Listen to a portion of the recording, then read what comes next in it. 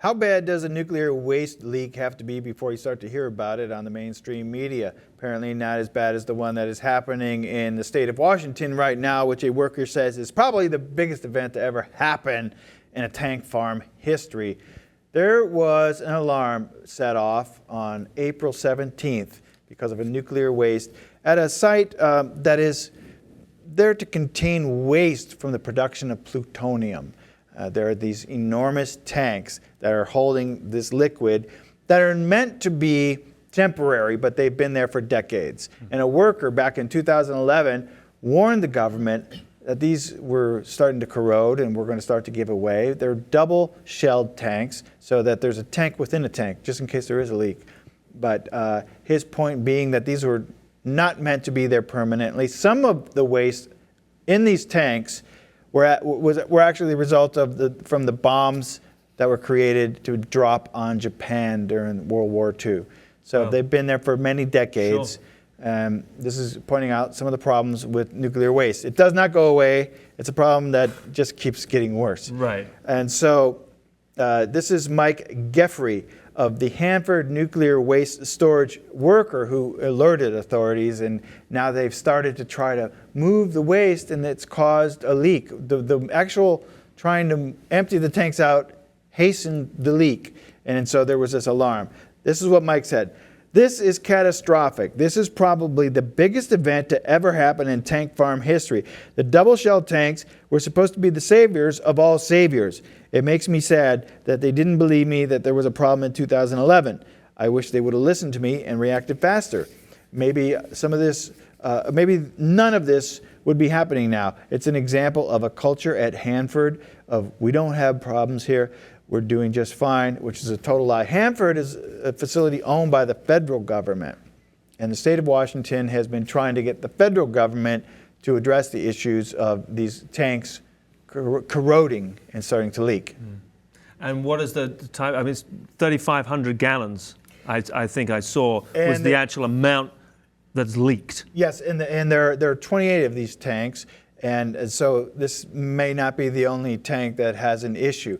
Now, after 5 years of urging, the federal government has started to empty these tanks out, and it was in the process of emptying one of these tanks where the leaking actually started to be exacerbated, which caused an alarm to go off, which made headlines everywhere.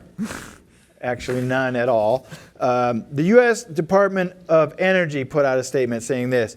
An alarm was activated on Sunday, April 17th at the Hanford Nuclear Reservation while crews working for the U.S. Department of Energy were pumping waste of the double-shelled tank AY-102. The alarm indicates an increase in waste seeping from the primary tank into the space between the primary and secondary tank known as the analyst.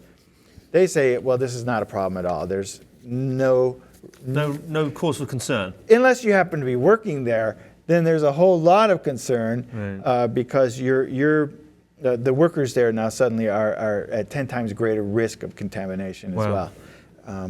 This is just one of those reminders that nuclear waste doesn't go away. Nuclear energy is not particularly safe.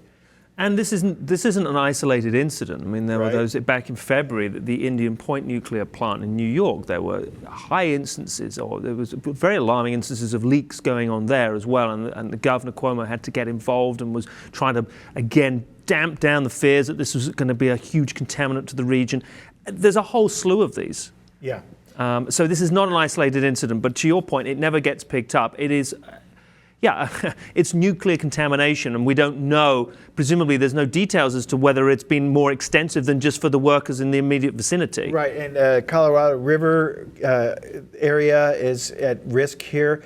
People are not necessarily aware that there's a nuclear waste tank farm in the vicinity that's just corroding.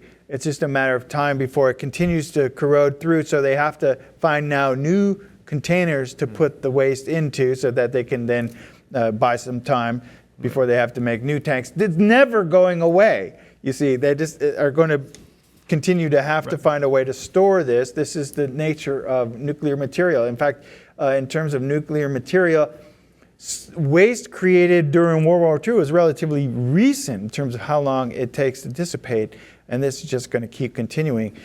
Just thought you should know, nuclear warning went off in the state of Washington while nobody was paying attention.